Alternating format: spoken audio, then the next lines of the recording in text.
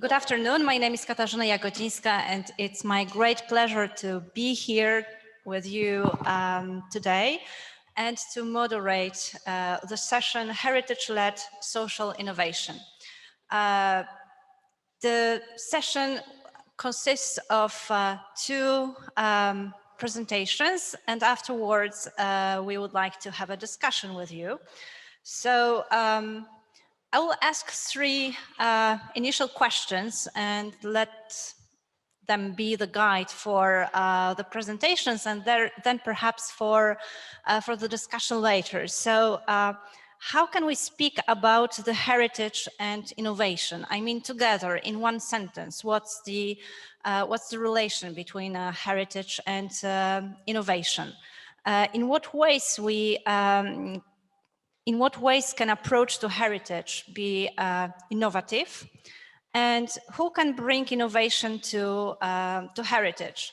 I believe that some of the answers might appear during today's talks, and later I would really like you to give your examples, your thoughts, your input into the discussion, into the concept.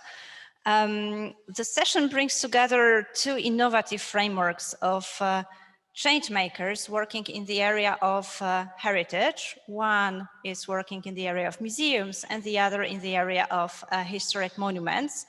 They're very different areas and approaches towards heritage and various benefits that those projects bring. They both generate an enormous social capital. So you will see two very different concepts, two very different people working into distant locations, but something that they both have in common is heritage and innovation. So first I would like to invite to take the floor Mr. Trevor White, who is a Dubliner. He founded the Dubliner magazine and the Little Museum of Dublin. And the Little Museum of Dublin is today's case study. Trevor will talk about the museum, about the concept, how it was created. The museum was voted #1 museum in Ireland for 2 of the last 3 years. And also Trevor is a playwright and author of 3 books. The most recent of those is Alfie, The Life and Times of Alfie Byrne, that was published in 2018. So Trevor, the floor is yours. Hello everyone. Can you hear me? No, you want me to use a microphone? Take the mic so that our other panelists can hear us. Excellent. Can you hear me, everyone? You can. Good. How are we today? Good. I didn't hear you, sir. How are you? Good. Good. I'm going to keep an eye on you. Yeah, grand. It's very important that you stay awake for the next 29 minutes, okay? Because there will be questions, okay? 3 to be precise, all right? You have been warned. It is a pleasure to meet you all today, and I'm very grateful to Robert and his colleagues for inviting me here this afternoon. It is such a privilege to visit this beautiful city. In fact, it's a privilege to be anywhere outside my guest bedroom at the moment. Anyway, so thank you very much. As an incentive for you to stay awake, I'm going to bribe you all with some copies of books that I have here, books that were published by the Little Museum of Dublin, and some of my own books as well. I am, as you kindly said, I'm the author of 3 widely ignored books. In fact, they've been widely ignored on 3 continents as well, which makes you wonder what I'm doing here. I can see you wondering.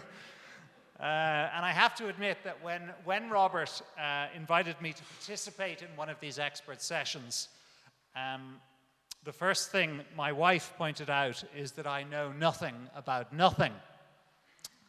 Robert, you really should have invited her, because she knows almost everything. Anyway, with that caveat in mind, I'm going to make a few observations about museums, and then I'm going to show you a few slides about the work that I've been engaged in. And finally, I want to share some of the lessons that I've learned in the last 10 years of running a small museum in Dublin. So I'm not sure if any of this will help you to analyze the relationship between cultural heritage and innovation, but I will try not to be boring. That's all I can hope to do this afternoon. Okay. In 2012, over 450 new museums opened in China. More recently, a branch of the Louvre opened in Abu Dhabi at a cost of, anyone? There's no book for this, but if you get it, I will be very impressed. £1 billion. £1 billion. So these demonstrations of soft power appear to suggest that the museum and heritage sector is in good health. But I submit that these figures belie problems in an industry that is struggling to be relevant in the age of Twitter and Instagram. Just like the media, which is grappling with a similar transition from lecture to conversation, I put it to you that museums are struggling to make the transition to the digital age. Do they have a future? I hope they do, personally. And I dare say you hope they do as well. Or some of you, certainly. And if so, where do museums go from here? If you have ever pressed a button in a museum twice, has anyone ever had that experience of wondering whether this piece of technology actually works? Have you ever had that? You've had that experience? Only to realize that it's not working at all, then you know what I'm talking about. You know the problems that museums, the challenges that they have staying relevant and youthful, delivering a modern experience complete with virtual reality, slick technology. Technology is even more fickle than fashion. Equally, if you've ever wondered why a museum tour is so long and boring, or why there is so much information that is impossible to understand if you're not an expert, or why there is a plinth but no artifact, then you know what I'm talking about. And I'm thinking here, I'm reminded, I once saw a base of an artifact, but no artifact. And the caption said, "This artifact is currently on loan. We apologize for any incontinence." That was in Malta, for the record. Anyway, captured by their own, you'll have to translate the word incontinence to your colleagues, please, over dinner. Put very simply, many museums are past it. They cannot keep up with the pace of technological progress. Their storytelling methods are clunky, and audiences are far more demanding than at any point in history. So that is the context in which I waded into the museum business in 2011 with no prior experience. I'm going to tell you now what I've learned in the last 10 years of running a museum. But first I want to introduce you to Sammy from Southampton. Sammy from Southampton is my favorite customer. Sammy does not have a degree or a master's degree. Sammy hates history. Sammy would rather be in the pub or shopping or watching a football match, okay? But today, Sammy is in our museum. And our challenge is to keep Sammy awake, just as my challenge is to keep you awake this afternoon. So I'm very mindful that the leading cause of mortality in summer schools is death by PowerPoint. So I'm going to fly through the slides that I have prepared, and then we'll return to this. So just bear with me, please. Right. Hooray! It's working. Great. So this is just to introduce you to the little museum of Dublin. We'll just fly through these. Grand. Okay, so this is just by way of introduction to the little museum of Dublin. Have any of you been to Dublin? Hands up if you've been to Dublin, please. Thank you. You all deserve prizes. Well done. Thank you. Has anyone been to the Little Museum of Dublin? Yes! Hooray! So the Little Museum of Dublin is a people's museum of Dublin. Our collection was created by public donation. The museum occupies a beautiful Georgian townhouse in the centre of our city that's owned by our city government, Dublin City Council. And we launched the museum. At the time we had no money. We had nothing to display, we had no staff, and we had no building. So it was a very optimistic project in 2011. And the reason we launched the museum is because it was a tough time in the history of our city. As some of you will know that in 2011, the International Monetary Fund was running the Irish economy. We were in a very bad recession, like many other countries, and there was a very low level of civic pride. And over many bottles of wine, I would bore my friends with my theory that the fact that Dublin had no city museum was itself evidence of a lack of civic pride. And eventually, I ran out of money. I couldn't go drinking. My wife said I had to get a job. So I rang up a friend of mine and I said, let's see if we can start a city museum here in Dublin.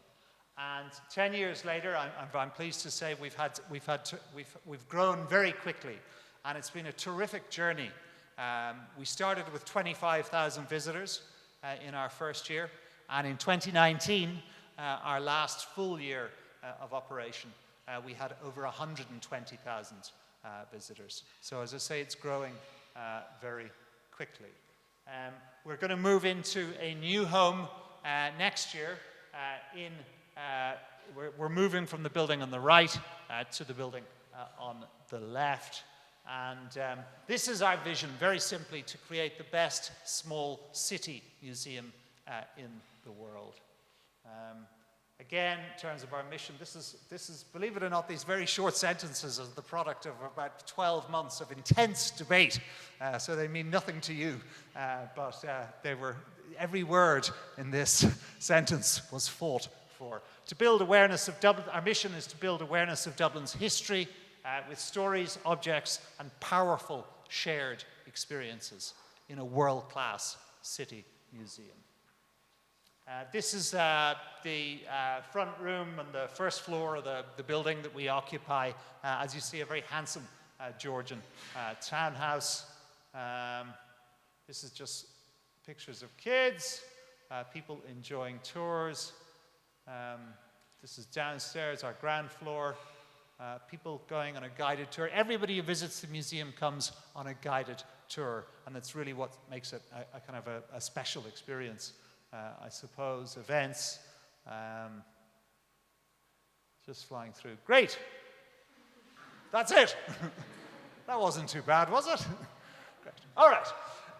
So that's just by way of introduction to the Little Museum of Dublin, and I'm happy to tell you, to answer any questions about it.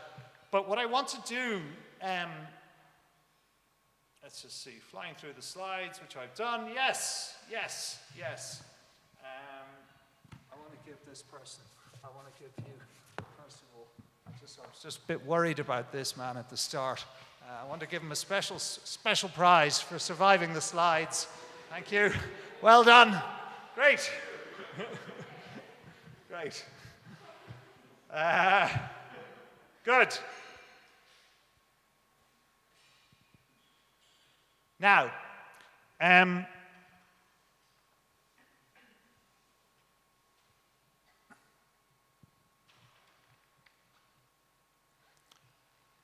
so what have I learned in 10 years of running a small museum?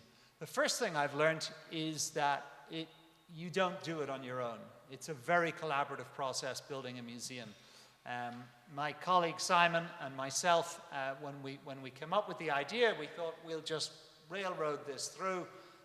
We will, you know, through our sheer enthusiasm, we will build this thing. And of course, it doesn't work like that. We would not exist without the largesse of our city government, but also our state. Our government, it was thanks to small grants that we managed to get the museum afloat.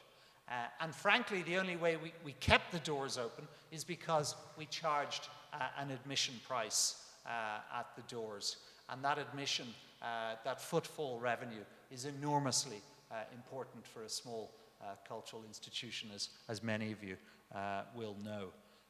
So yeah, that's the first thing I would say, is that it's really a very, very collaborative process without, particularly in our case, because our whole collection was created by the people of our city. And again, without that generosity, we simply wouldn't exist.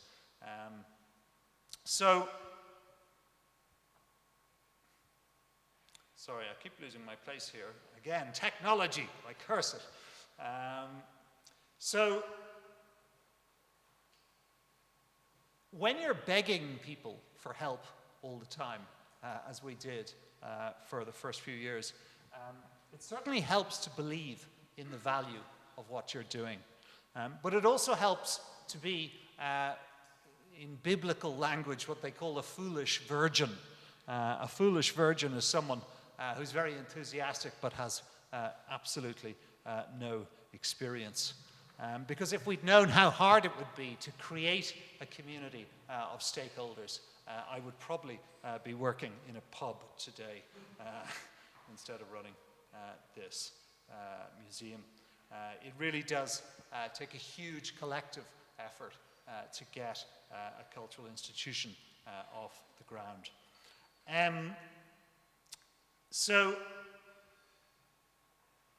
another thing, I suppose, an observation I'd make about museums is that I'm not sure if some of the most sacred principles of museology are fit for purpose anymore. For example, I love history, but I am skeptical of the idea that a knowledge of history will help us from repeating the mistakes of history. We're always told that that's one of the great reasons for promoting heritage, but I'm a little bit skeptical about that, I have to say. And to, I suppose, to prove my point, I have got another quiz for you here. I want you to consider the history of a country which has been subject to an invasion by a foreign power recently. Now, as usual, the invasion went badly wrong. In other words, we failed to learn the lessons of history, and the occupying power was forced to retreat.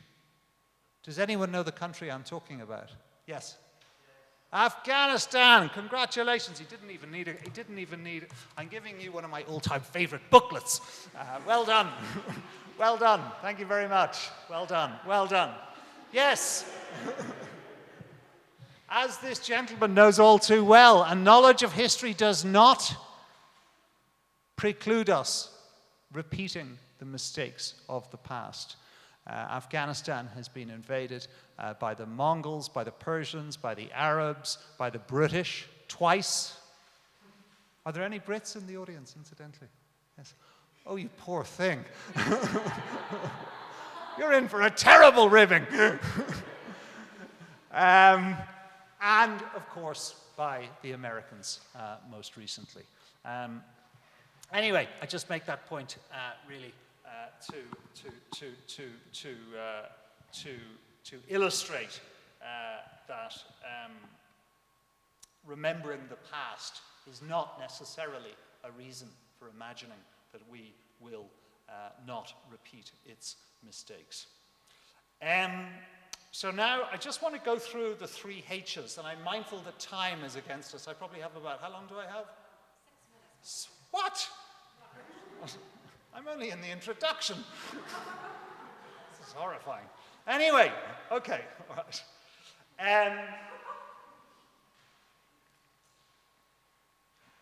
I want to just tell you about 3 things that inform the principles of the work that we do in our museum, in the hope that they might be of some interest or of some value to you. Thankfully, they all start with H, and they're relatively very simple. The first H is history, okay?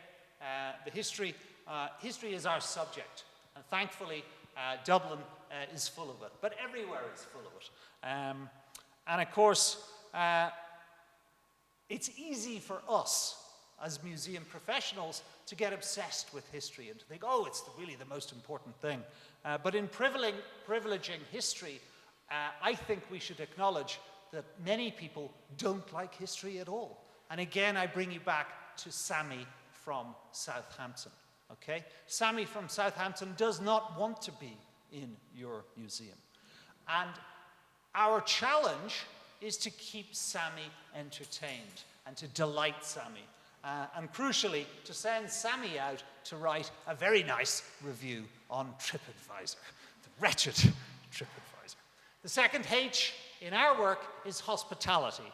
Museums are essential to society. They have the power to create social dialogue, to increase education rates, to tackle inequality. But first, they have to keep you awake, okay? And that is a basic need. And to do this, they could start by offering you a big smile and a warm handshake, at least in normal times. Because being friendly is something that museums are not always very good at, unfortunately. If you have ever been greeted in a museum by a sullen, grumpy person who resents you taking him away from his crossword, then you know exactly what I am talking about. Museums were once temples of culture with their own esoteric conventions. Today, whether you like it or not, they are a branch of the entertainment industry, okay? They challenge for Sammy's attention and Sammy's money in competition with musicals, football matches, nightclubs, shopping centers, okay? And if you disagree with me, I put it to you that you are deluding yourself and nobody else. Anyway, to discuss later. The way we hear about museums is also changing, okay?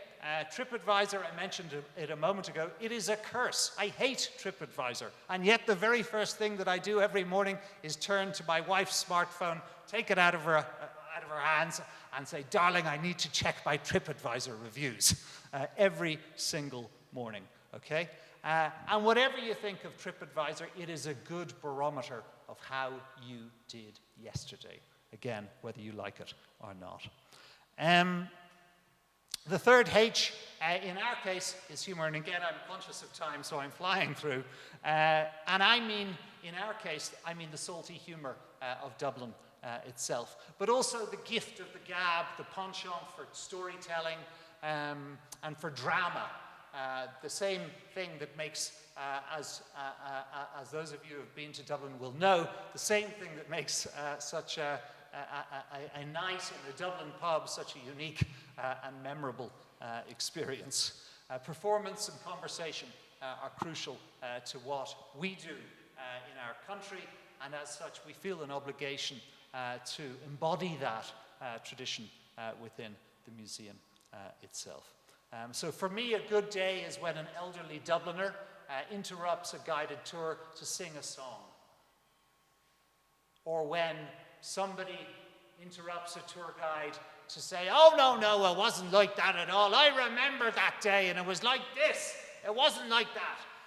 That kind of exchange, when a person visiting a museum takes ownership of their own story, that is a powerful shared experience. And those are the kind of effects that we are trying to create. I'm going to finish just by making one point, and that is just in relation to museums and museology. It is a very inward-looking world, okay?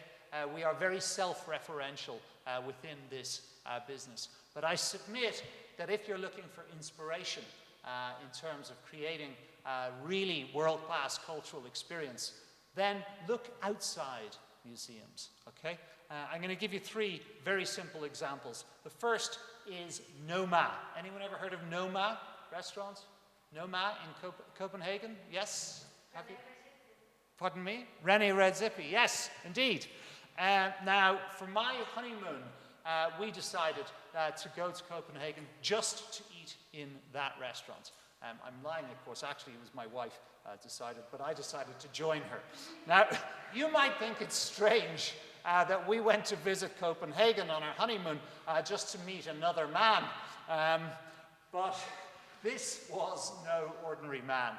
René Redzepi is one of the most creative and talented chefs at work in the world today. It took me several months to pay for that meal, I might add, but I will never forget the experience. This was a world-class culinary experience, but it had a theatrical dimension, and it was art. And the man had no respect for the boundaries between those things, and I think that's a good thing. Another example is Hannah Gadsby. Anybody seen Hannah Gadsby's show on Netflix, Nanette? Anyone seen that? Hands up if you've seen it, please. Thank you very much. Anybody know the name of the successor, the more recent show that Hannah Gadsby did? Anyone? The TV show? Yes. Please like me. She's in there too. She's in there too. You're getting a book. Well done. There you go. That wasn't the one I was thinking about. Douglas is the one I was thinking about. But anyway, well done. Good. Thank you. So anyway, this was a piece of stand-up comedy, okay? But it was also a theatrical experience, okay? And it was hugely successful. And some critics said, oh, well, it's not really stand-up, is it? But what I loved about this show is that she had no regard for the boundaries between the two. And the final example I'd give you is an artist called Tino Sehgal. Anyone ever heard of Tino Sehgal? So Tino Sehgal is a half Indian, half German artist who creates scripts for constructed situations. His work, he's an artist, his work has no physical record, okay? He interrogates the gulf between the material and the non-material. He presents a challenge to museum curators. In a recent show, he recruited people to walk around saying, "Ooh, this is so contemporary," okay? Here is an artist with a good sense of humor. But again, crucially, someone who is not afraid to be playful, okay? And to tear down boundaries, okay? So the reason I bring these people to your attention is because, to my mind, as I said a few minutes ago, museums could do very well, cultural institutions would be well advised, if they want to survive in the 21st century, to look beyond the boundaries, to look beyond the obvious, to create collaborations with people in totally different worlds in an effort to stay relevant, to engage Sami from Southampton, and crucially, to serve the public in documenting our complex shared history. Thank you very much. Bye-bye.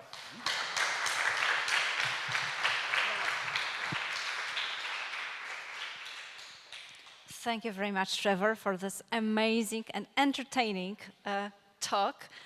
You raised a great number of very relevant points and questions regarding today's museums. And even though you are speaking about those changes of museum world from the perspective of a, well, small museum not run by the public authorities, but by a charity, they are still very relevant, and this is the dimension, well, sorry, the direction that the big museums actually should follow, breaking the boundaries, for instance, and greeting people coming in a very personal way and being playful and theatrical. So all of that is really amazing, and for me, as I come from the museology field, that is a really innovation regarding how museums, the big museums in the world, function today. Well, this is the subject of the discussion I hope we'll have afterwards, but we have one more speaker. So my proposal is that first we give the floor to our second guest, and then we will have a discussion. Perhaps you have questions to Trevor, perhaps you have some observations you would like to share. So let's do it after the second presentation, so in about half an hour. Our second speaker today is Eugen Vaida. Hi, can you hear us? Can you see us? Yes, can you hear me? Wonderful. Yes, we can hear you. So Eugen Vaida comes from the region of Transylvania in Romania. He studied architecture in Bucharest. He owns a vast ethnographic collection. He's a founder and president of the network of private rural ethnographic collections and museums from Romania. He founded the Ambulance for Monuments in 2016, and this is actually the subject of today's talk, the project that deals with the rescue for heritage-listed buildings in Romania. So we will get to know the concept and the idea it's about in a moment. And Eugen also coordinates, on behalf of the Romanian Order of Architects, the architectural guideline books for contextual planning for all villages in Romania. He's a well-known supporter of architecture summer schools and serves at the times as director of the Princess Foundation in Romania. So, Eugen, please take the floor, share the screen with your presentation, and tell us about the Ambulance for Monuments. Hi, everyone. I'm just trying to find the button for the share slideshow. So around half an hour, so 30 minutes. Really. I would really love to have been with you there present, but we now are in the middle of an intervention. I just left the students working on the site for 2 hours and it was difficult for me to come. I would really have got a ticket to Trevor's presentation. It was fantastic, especially because I also know a few of the problems of the museum which we face here in Romania, and I also own a small community museum. But my interest is in the last time rather on built architecture, so built heritage. And we launched in 2016 this project. It's a project, it's not an organization, to trying to save over 600 buildings which are threatened by degradation in Romania now times. The state has not done very much in the last 30 years for heritage due to lack of understanding the value, due to lack of funds and so on, due to lack of there are many other problems. But so what we are doing is actually to to put safe these buildings until they get into a restoration process. So what we are doing is actually what an ambulance is doing, rescuing its first aid for humans, and we are bringing the patient to the front of the hospital, and then when it gets into operation in the hospital, that's conservation and restoration, which we usually don't do, but of course we sometimes work with such elements. So we just do the very urgent things when it comes to restoration or conservation. So this is the concept. The main idea is to rescue monuments, historical buildings which are listed. We have created a network of organizations which are implementing this project like a franchise. So for now we are covering 60% of Romanian territory. We have 7 ambulances, 7 teams which are implementing through different organizations this project. These are the organizations, so 8 organizations in 7 regions. When it comes about working on built heritage, it's always going in the circle around communities, owners, experts, and NGOs. So we are not doing something very special, something different, excepting that the innovation process, which we consider it has made the ambulance successful, is actually a very fine balance between the contribution of all these 4 main actors, which should contribute to the salvation of heritage on a long term, on a sustainable way. So how it works, it's like following. The communities are hosting us, giving us food and accommodation. The owner or the town hall, sometimes we work on public buildings, sometimes on private ones, but the owner needs to put the materials, the construction materials on our disposal. And we are coming with the volunteers and with the experts doing the labor work, so doing the job and also doing the documentation and getting the permits for them, because this is the most difficult part. This is how it works. And usually the show is run by technicians, by experts who, like me, which are guiding students and volunteers for doing the work itself. We are not just working with students, we want to bring more audience to heritage. So we are open to everyone. We actually want that every Romanian at some point comes at least one day to put a shingle on a roof, to put a nail on the roof, because we feel that you cannot love something that you don't understand, and you cannot understand something if you don't put hands on it, mainly hands-on training. This is our main concept. In the center of our activity, there is the ambulance itself. So it's a lorry, a van equipped with tools and materials.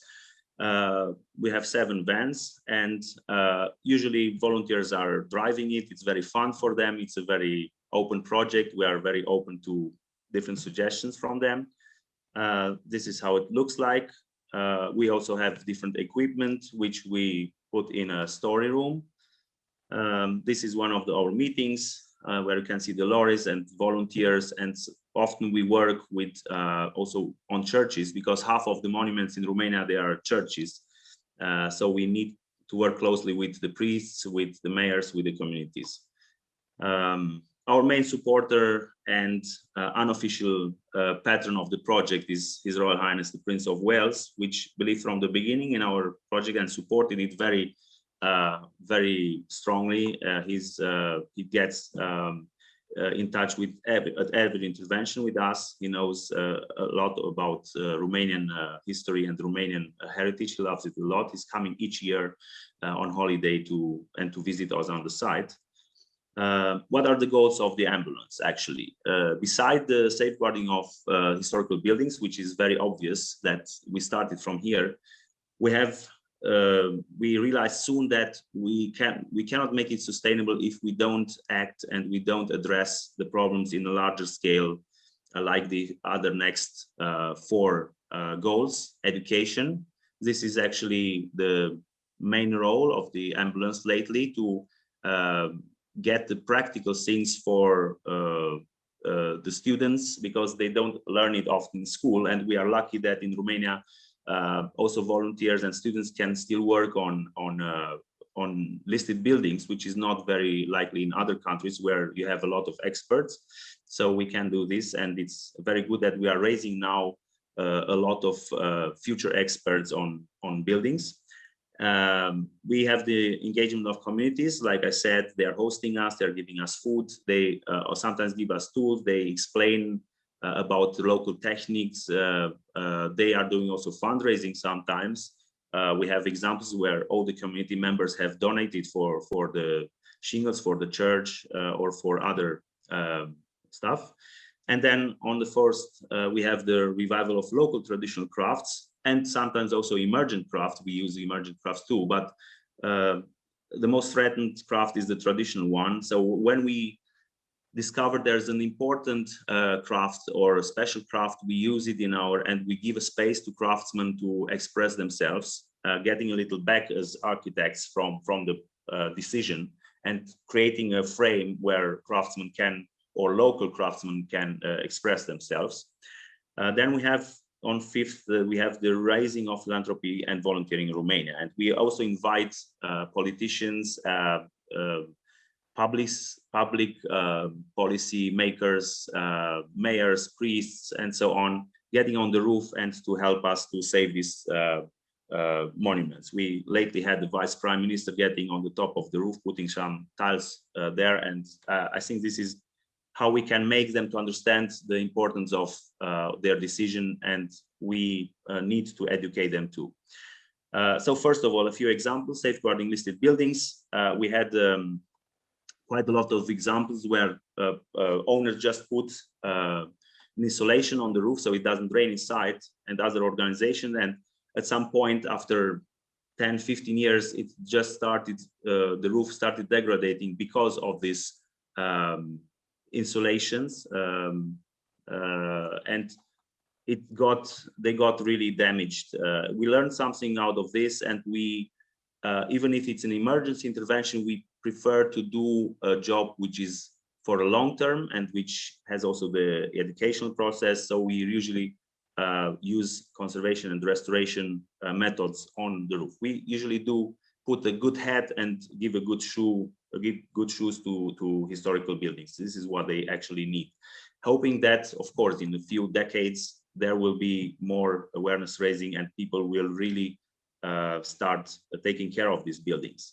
So this was one example where they put an hydrofolia, and it started raining inside, it degraded, and then the roof degraded more, and we decided to take it off and to really do it like it was before. So we did covering on with historical vintage tiles. We collected it from the courtyard of people.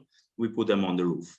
Another example, similar, an organization which hoped that in a few years it will be restored. It was not the case because in not very developed countries, this is a real problem. You don't have a time expectancy, you don't have predictability, you don't know what will happen and when it will be restored. So after 15 years, this roof started degrading and we took it off. It looked like this. And we decided to whether to replace the roof like it was before, or the covering, or just to put an over cover like with an overstructure like in the right side. A few examples of what we did: completion of fortified walls. Like here, we rebuilt a small part of the wall with stones. This is a protection of a UNESCO site, Dacian ruins.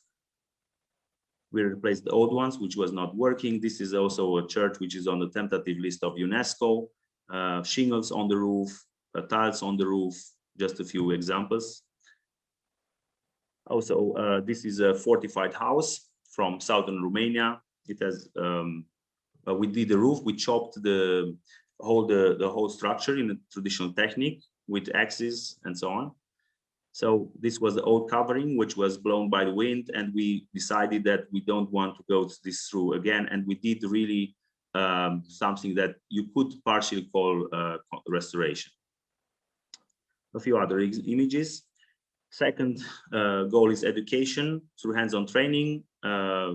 We are allowed to do our own shingles, our own tiles, getting the clay from the ground to the top of the roof, all the process through. So we understand actually how it's produced and how you put it on a roof, the tiles, shingles. Engagement of communities, we talk a lot with them, we take common decisions, we mainly we decide together what's happening. We are very happy when very young people from the villages are coming to support us. It's very fun for them. These are a few lads which brought the shingles for us.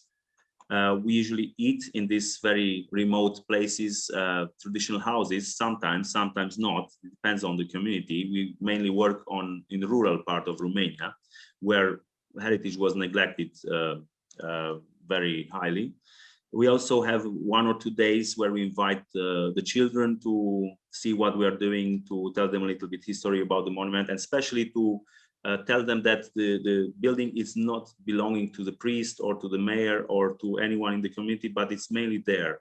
It's theirs because they are the one who will inherit it in future, and they should take care of it in future. And this is usually working. They are very cooperant in this way. So we don't want to do something and to leave and then to hear that the building start degrading again. And we are giving afterwards, we are talking to the community, supporting them, giving advice. Also, more than that, we sometimes come with professionals and do also some restoration work. Here, for example, after we decided to do this roof and they put a scaffold there, the mayor decided that they want actually to do also the facade. So we are not doing the facade, we are just doing the roof. But this activated the community to think a little bit more about the building, to make them more aware about the value and the value for them, and they decided to restore the facade too. Another impact was this protection of the UNESCO site. After we finalized the protection, the University of Cluj decided to start a summer school of architecture and archaeology around the ruins, and study them and doing research and also cleaning the stones, restoring some parts, putting them back, and so on. So our main role is to activate the communities to do more than just an emergency intervention. And this is quite successful. We are quite successful in this respect. Revival of traditional crafts. We built a traditional kiln in Transylvania. We donated it to a craftsman, which with a few conditions. He should run it as a business, even it's very close to a social business, to a social entrepreneurship. And he should sell it just in southern Transylvania, the tiles, and he should produce good quality tiles. And he respected this MOU for the last 5 years, and now he owns all the property with buildings and the ground, everything together. It's probably one of the last traditional tile and kilns in Europe. All the processes, we are merely mixing the clay with the holes, is traditional. The firing with wood, a few images there. Of course, the Prince of Wales also supported us here. He's very fond of our project. He came to especially to do a tile and to launch this kiln. And of course, we are working with several other craftsmen all over the villages, on shingles, on chopping wood, and on other things.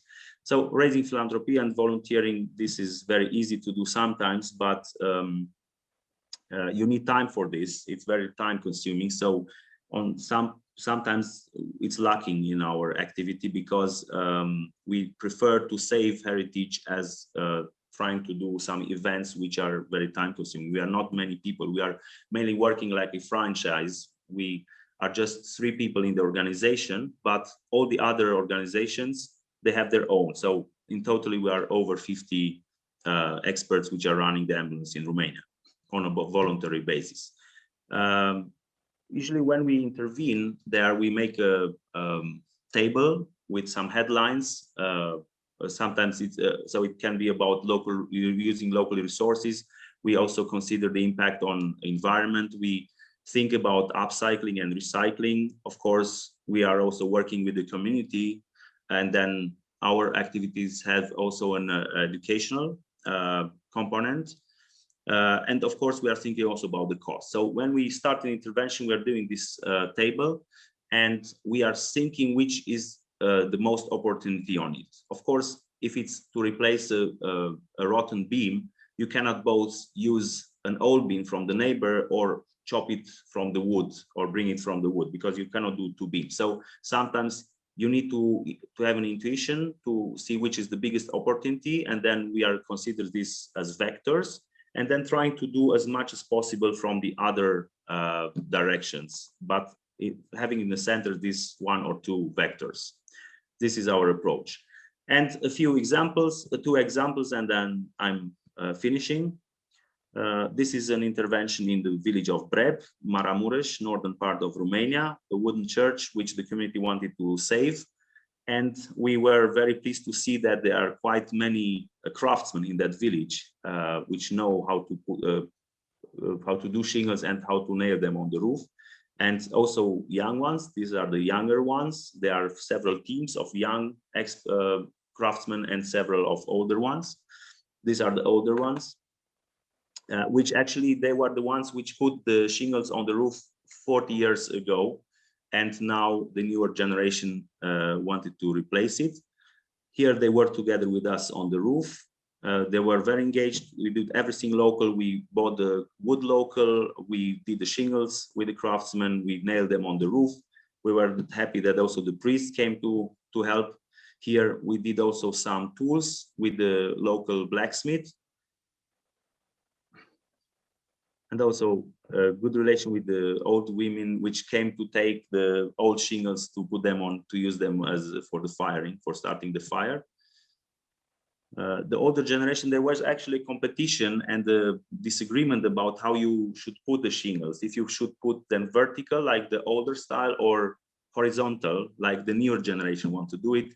And the newer generation won. So from now on, this is the style how you put shingles on the roof in that village and in the area. A few other images. Of course, we are trying to understand more about local culture, about traditions, about ethnography. We are getting in the costume. Sometimes we have dancing workshops, traditional dancing workshops. A few images of interior of houses. You see them, they are not very traditional.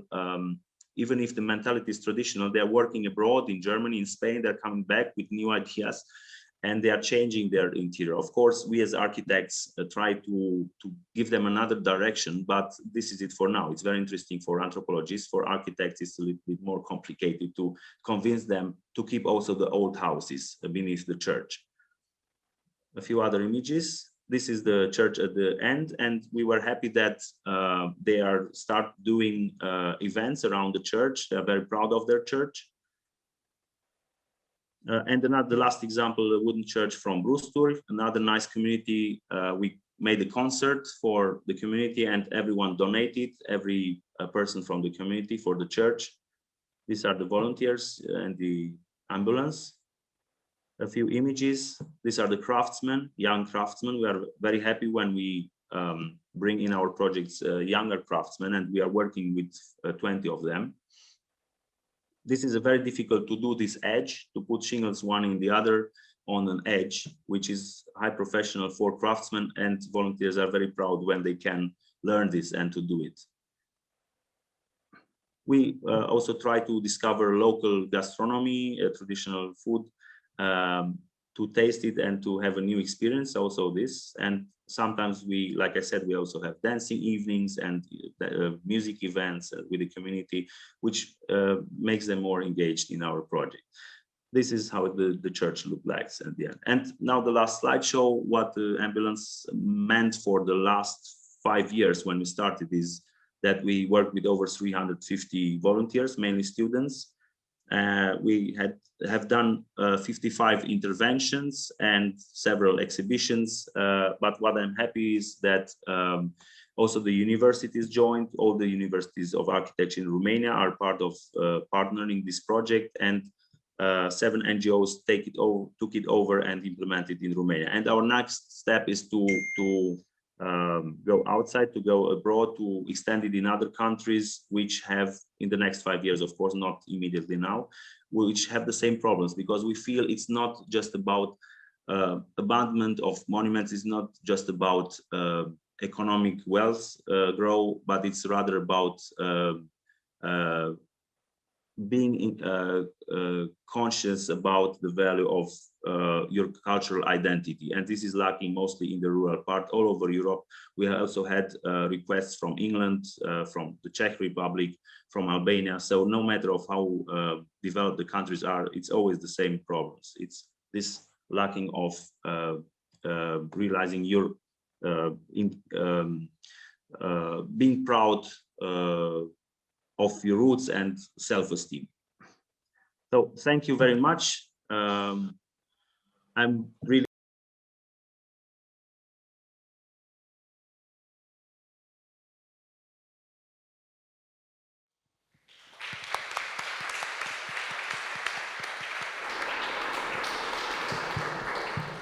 Thank you very much, Eugen, for this brilliant presentation of an amazing project.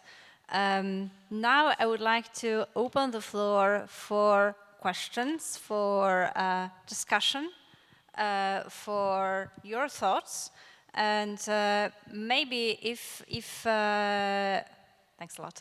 If I may, I will start with two starting questions, and then I will give you the floor so that you can share perhaps your experiences. Perhaps you know some initiatives from your places, from your regions, from your cities and towns, and you would like to share what they are and how they work. Perhaps you yourself are involved in something. Perhaps you have some ideas and need some guidance. But first, I have some two immediate questions to both speakers. To Eugen, can you briefly tell us when you were starting off in 2016? What was the context? What was the situation? Was there a tradition of collective work in Romania for the common good in the field of heritage? I mean, was it hard at the very beginning, for instance, to have those volunteers working in the project?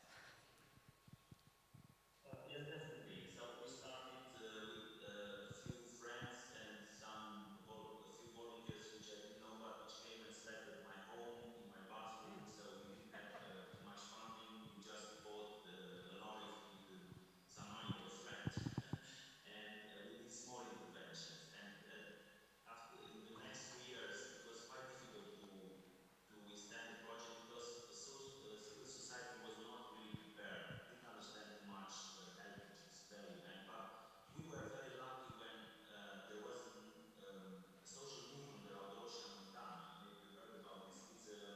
It's a mining site in Romania, which we wanted to get on the UNESCO list, and the government, each government, they wanted to exploit it as a mining resource.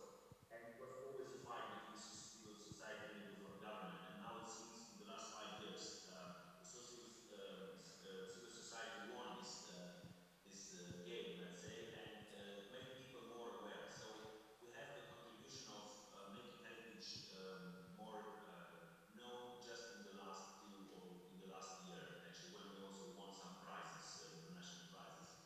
And now we have probably over 1,000 articles in the press, and it's very popular. But I think there are other projects which contributed to get this idea of volunteering, because if you go to the rural area, it's a shame to be a volunteer. They don't understand what young people never work for free. They don't understand the concept of volunteering. So we also, with Jagiellonians, we are trying to convince local young people to volunteer and to have at least 1, 2, 3 days helping us, and it's working. And because they see in the television, they see that what we are doing, and they see that other young people are coming from the town to work. We mainly work with our volunteers are coming from the town, where people are more aware about this. Mm-hmm. So this is the situation nowadays. Thank you very much. Congratulations on a wonderful project, and I hope that it will keep working and working for the next decades. And a question to Trevor.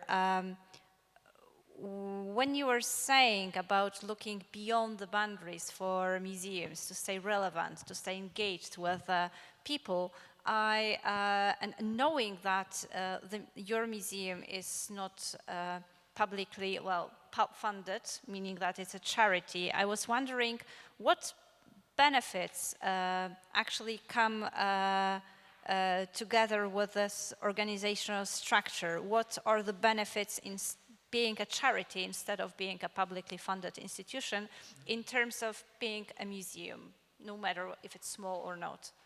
Thanks.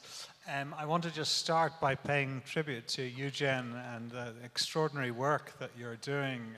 You have great charisma, and you're obviously a great salesman as well, I think, which is a really important skill for somebody like yourself, a cultural entrepreneur, and it's just extraordinary the work that you're doing. So congratulations, and as you say, keep it up.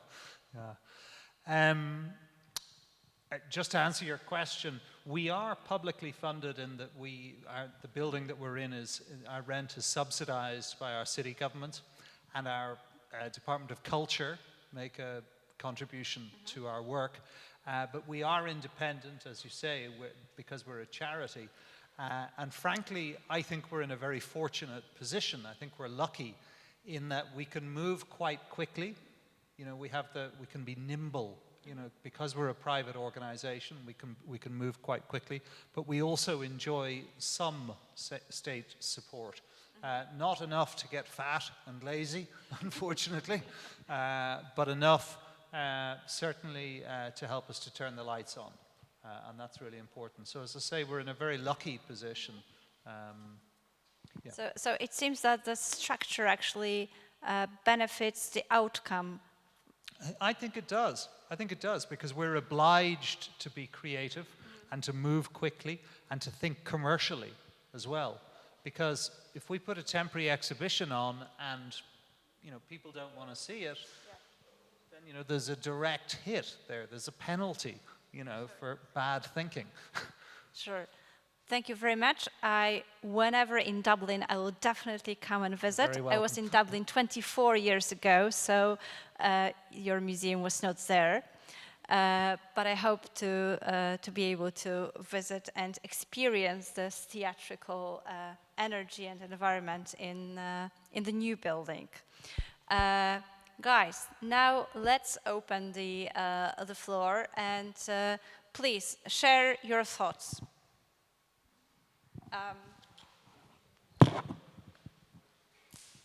Yes, thank you both very much. Very interesting. Okay. So you're next. I have a question or a remark for Eugen, because I work in Groningen, in the Netherlands, in the Groningen Historic Churches Foundation. So I really admire your work on the wooden churches. We only have stone ones, so it's very special. And we have a project that's called Key Keepers, where we give the children the key to the church in their village. So it's a collaboration between the schools and the churches, which is great. So maybe that's an inspiration for you.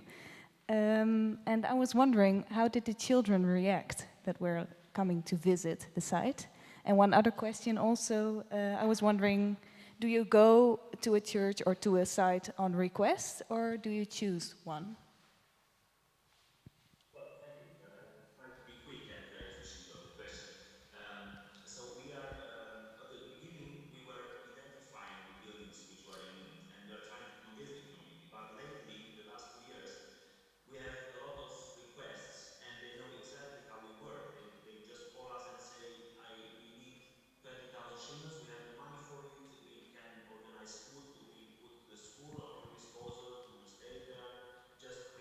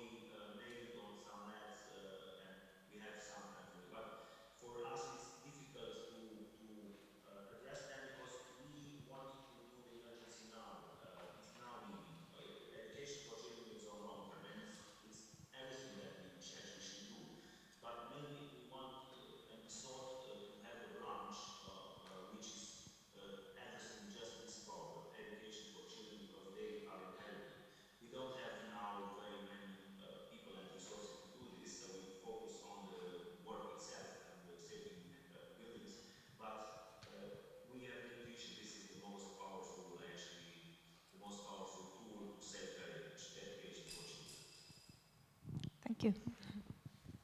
Thank you very much. There is also a question. Okay. Thank you. So I do have a question for Trevor and a question for the both of you. You said that in 2011 you started this museum without having any previous experience on museums. So you entered the world of museums by this work. So my question is, what was your previous experience and your background, and how do you think it has helped you in the world of museum? And the question about both of you is, what do you find innovative about your approaches? Eugen, would you like to go first? As you wish, I have a prepared answer if you don't need some time, Trevor. Go for it. Okay, you owe me a beer, okay? Okay. Deal. Good. So, what was the question about?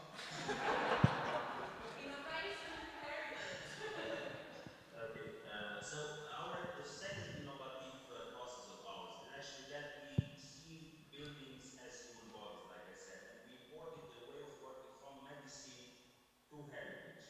So when a body is starting being ill, you're trying to do not to get in operation directly. You're trying to do as minimum as possible, which is not harming the body. And here we are talking about how it's called this medicine. I just forgot. Okay, but treating with plants and so on. So we have seen the same compatibility of materials. For example, if you put in a foot a metal throat, you know, it's harming it. So we are trying to avoid putting materials into a building which are not compatible with the traditional historical materials. And if you see it like a body, and understanding that also a body at some point it gets some small illness, you need to understand your body, you need to not to overreact, not to get scared, because most people are getting scared if it's a small crack. They said, "Oh, we need to take this wall down and rebuild it," and we know this from medicine. So we are trying to import. Also, the evidence is from medicine. So this is something which we consider it's innovative, being interdisciplinary and transdisciplinary, and to learn from other branches. And the first one is, of course, in heritage, it's very difficult to find innovation because it has a quite a longer age since it was defined. Um, so you just need to balance a little bit more in a different way all the contribution of everyone. This is what we feel it's innovative, because innovative for us is to respond very precise to a certain problem, not to do something which is not applicable. Yeah. Great answer, right? I basically think the same. Quite seriously, in that the work that we're doing in the museum, it's transdisciplinary. You know, it's bringing in different fields, and it's not afraid of those boundaries and crossing those boundaries. To answer your other question, I was in the media business for years. I'm a recovering magazine publisher. I set up a small magazine in 2001, and I sold that in 2008. And that has been very influential, I suppose, in terms of my outlook. The magazine was about Dublin as well, so it's the same subject, just a different way of approaching it. And I give you an example of that.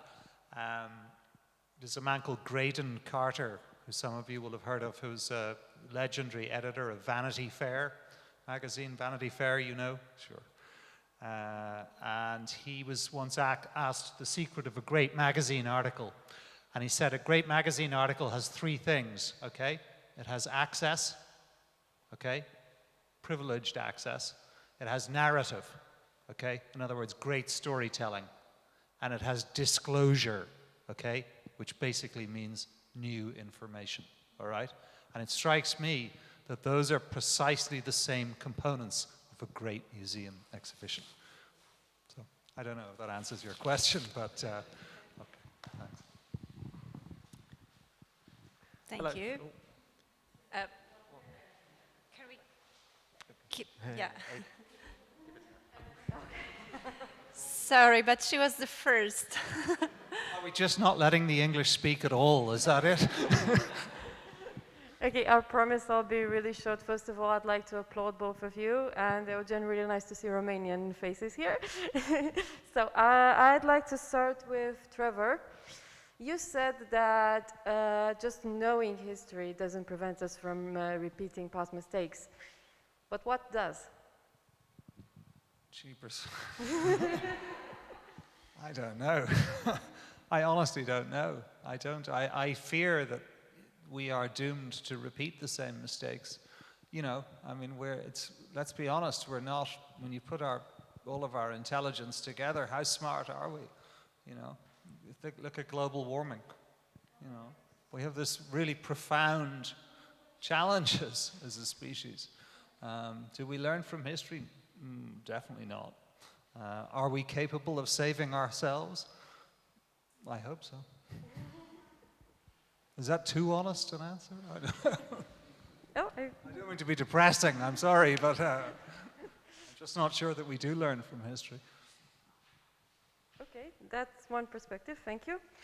And for Eugen, since you mentioned different stakeholders involved, and you also mentioned the Vice Prime Minister's visit and other similar things, I was wondering, where are the boundaries exactly between civil society and politics, and how do you see situations when certain politicians are also involved in civil society? Should there be a line drawn or not? Thank you. Yes, so I have worked for a short time in the Ministry for Culture and as an advisor of the State Secretary for Culture. And then I realized that actually the role of civil society is to come up with the ideas, and the role of the ministry and put pressure on the ministry, and the ministry should just implement this or cooperate to implement these ideas, because the organization is always more connected to grassroots. I could not imagine, and this was also a long discussion about if the ministry or the government should take over this project and run it. And it was from the beginning. And I said, no, no way, because they don't have personnel in the villages. It's something. They don't have the people who are very passionate about this. You need to put your own story on the table from the community. You need to be an example there. And sometimes we have success because I am from the villages and I know all the local Duma. I know how they think, and they start trusting me. They see that someone from the village is going to school, being high educated or whatever, and coming back and taking care of these buildings. And then said, okay, we trust this guy because he knows what he's speaking. He knows our dances, he knows our language, he knows our jokes. And we had a very interesting more stories how we enrich communities, not part of the ambulance, but before the ambulance, we had another 10 years where we had community engagement projects. And in one village, for example, we start restoring facades, making them nicely with very low costs. And people just accepted this. And because they saw at some point, if they will have money, they will get to refurbish it, to make it, modern. But at some point when we organized an event, a dancing event, and because I know very well the traditional dances in the area, they didn't know me, and I danced all the night with the best dancers there. Suddenly, or the next days, everyone was asking me what color we should put on their houses. So sometimes you have to uncode the cultural value of the communities, and we are lucky enough to have this experience, and this is also sometimes how it works. So I don't think someone from the ministry would know to dance the dances from that village, or know their local jokes which they like. Or so this project is really something that the civil society should do, and the state should support it. So this is how I see the balance between the two ones. Maybe we'll let him ask the question finally. We got. Thank you very much. I would just remind you that there are 10 minutes left, so just to let you know, no stress. Okay. Well, a quick question for Trevor. I was wondering, how did you get to the point that the people from Dublin felt the museum had something of their own culture, and how did you arrive at that point and keep the community engaged at the level that they repeat the experience or they return more than one time to a museum? Well, that's very good question, thanks. And just to add to my last answer, just to be clear, in case I sound too fatalistic, obviously I believe in the value of history. I believe in the importance of promoting awareness of our heritage. I suppose my fear is just that us as a species, we're not particularly good at learning. Individually and as communities, of course we are. And that it's really important to preserve public memory. Of course I do. So I just... Yes, yes. Thank you. And then, sorry, to answer your question, two answers. The first is we got people to take ownership by asking them to give us their stuff. We asked them to go into their attics in their houses and to look for things which might help us to tell the story of our community. Okay, so that's the first answer. And then the second answer is we got them to come back by putting on temporary exhibitions which were compelling, you know, which provide people with a good excuse to come back. And as I said earlier, if they're not good enough, then they don't come back. So I hope that answers your question. Okay, oh, tremendous. Got there in the end. Thank you, both of you. Those were wonderful and, for me, very complimentary presentations, because I come from a region in the centre of England called Staffordshire, and it's this sort of post-industrial landscape. And I've been doing work recently with it and trying to work out why the heritage values are so low there and why people don't value it quite as much as we'd like. And I wondered, from both of your points of view, because you've both talked about working with communities with low heritage values, where do you think that comes from? Why do you think people lose the traditional skills of repairing these churches, and where does it go, these values? Eugen. After you. In the southeastern of Europe, there is a special problem because we have a communist regime for over 45 years, mainly in Romania, and this systematically destroyed the people's proudness and the self-esteem. Because when we ask in the village, what are you proud about? They don't know what to say. And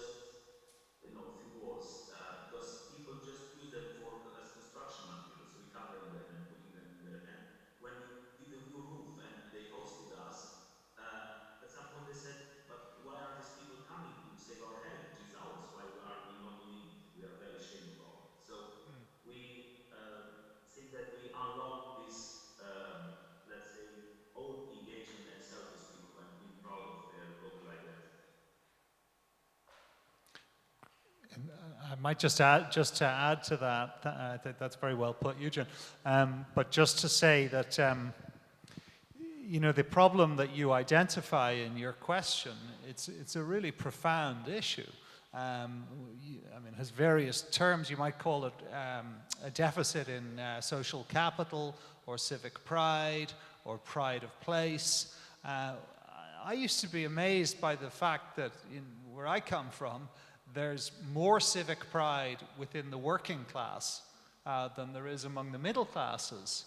And then I read a brilliant English journalist called David Goodhart, who set up a magazine called Prospect, that you may know. He came up with this idea of the nowheres, the everywheres and the somewheres. The nowheres and the somewheres. So that the somewheres are people who typically don't have a university education, but they have a much stronger sense of place, and they're less likely to move, okay? Whereas the anywheres are people, I dare say, like you and I, who are typically highly educated, very mobile, and have very low attachment to a place. So you might end up working in Dresden, or you might go to Sydney, Australia, you might go to New York. You know, the world is your oyster, and that's the benefit of having that, you know, a great education. But at the same time, the corollary of that is that typically you don't have very much attachment to a place, and it's a curious phenomenon. As to how to fix it and how to address it, I guess all of us in this room are involved in some way in trying to address it as a problem. You are certainly, aren't you? I'm doing my bit for Anglo-Irish relations here. I hope you understand. I also have a book for you as well. Well, Trevor, I want to add something to what you said, because this is very true. So people need to have an anchor point in the community, usually a building or an object, but it's mainly because it's very close to nationalism. It's a very thin throat where you are going. Usually, when politicians say, "Okay, our flag is something that is our cultural identity," or or a statue, or I don't know, a memorial plate. This is how people resonate with local identities. They always it's the same, you know, about war. They are the old people who like to have an organization about some war stuff and so on. But it's very difficult to have it around the building, because no one raised this possibility, or this, let's say, identifying the building as a part of cultural identity. No one told them about this, and I think they have this in their side. They want to be attached to something from them, to be proud of something, but they don't find the right way, let's say, to do this. While people who are working, let's say, the nowheres, as soon as and now it's a movement from the town to the villages all over the world, not just the pandemic, but the quality of life, it's higher in the villages. You can put your own seeds, you can do permaculture, you can work remote, you have internet, quality of life is much better. And this is a movement in Romania too.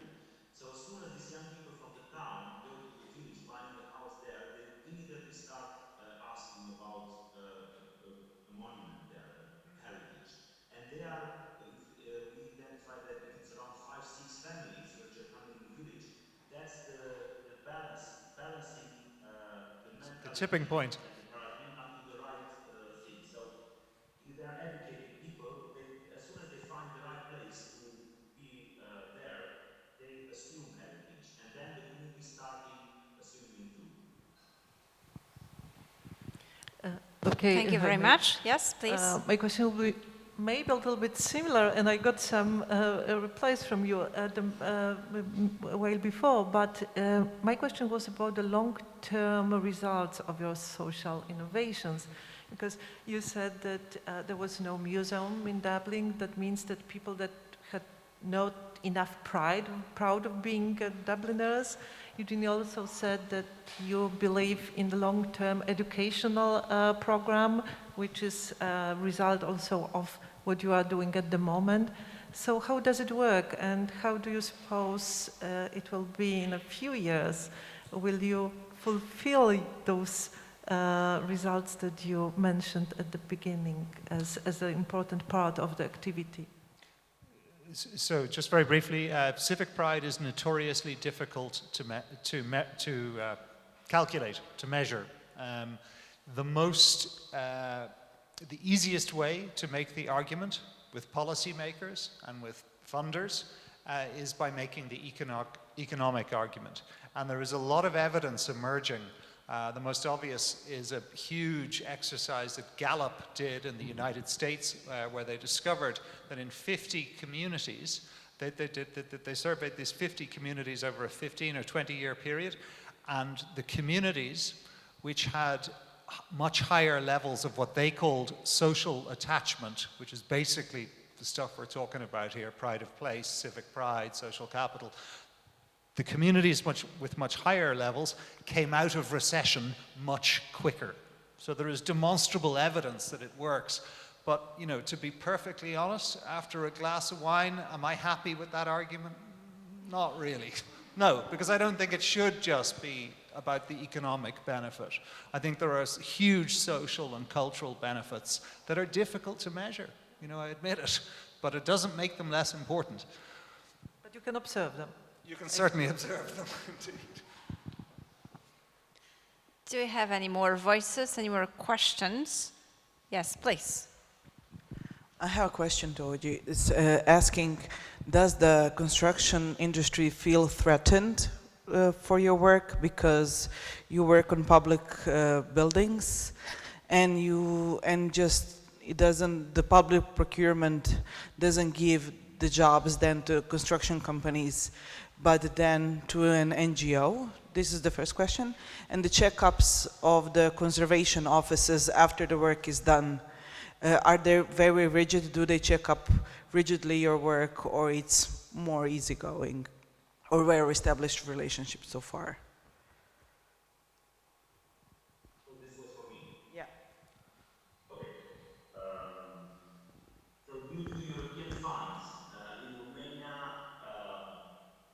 we have a lot of, it was a huge battle 5 years ago when we had the first 300 million euro for restoration. And there were many construction companies, many planners, which were fighting for the same, or competing for the same project, and it was difficult getting it. But we are not competing them, because they are working with huge money. We are working with very low money. So when we have for the intervention you saw on roof, for example, our contribution is 8,000 euro in average. And for construction company, this is not something interested on, especially because on monuments, it's very difficult to do the right job. We don't have many craftsmen experts which know how to do it. And we were also criticizing a lot in the press the bad job which the construction companies did. We fought against industrial tiles on the roofs and came with counter arguments. We did a lot of exhibition in big museums all over Romania and in the Chamber of Art, the Order of Architects. And we were quite aggressive, I would say, and successful. And on monuments, now the press just stopped another intervention where it was smashing down British tiles and replacing them with industrial ones. And yes, I think we had a discussion with the tile producer, with the industrial tile producer, which was asking us why are our tiles wrong, and we explained, and then they gave up a little bit this market for monuments. We feel this. So it's everything we are explained in the press what we do, and we have a huge support, I would say, on this. Without the press, probably we wouldn't be successful about getting these industrial tiles or concrete out of buildings. Of course, concrete is the biggest pollution, but also we still use it on monuments, and we are trying to get it out. We are beginning, but quite successfully in a few projects. So, and as soon as we publish this, the press takes it over, and then many people have to move to the government and so on. So they are very careful about what we are saying, I would say, at this moment. So yes, we have some contradiction with the industrial producers, definitely. Thank you very much. We have time for one last quick question or thought or remark. If not, let us close the session. Thank you very much, our panelists, for amazing talks, presenting amazing projects, being with us here today. And I feel that myself, I must visit Dublin, and I would really like to see at least one of the realizations that you did in Romania. And I'm quite sure I'm not the only one in the room. So thank you very much. Thank you so much for your discussion, for your thoughts, for your input, for your questions. And now it's, well, have a good time in Krosno, have a good experience, and come back safe. So thank you very much for today, and goodbye. Thank you, everyone. Thanks, Eugen.